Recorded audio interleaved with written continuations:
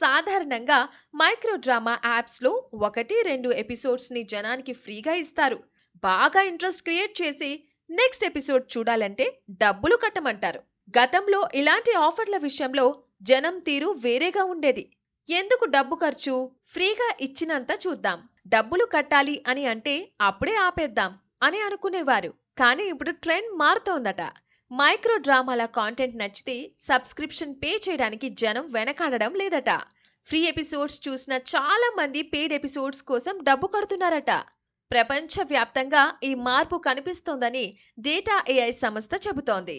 మొత్తం మీద ఈ కొత్త ట్రెండ్ వల్ల యాప్ డెవలపర్లకి, ఎంటర్టైన్మెంట్ క్రియేటర్లకి కూడా మంచి ఆదాయం వస్తుందని చెప్పొచ్చు.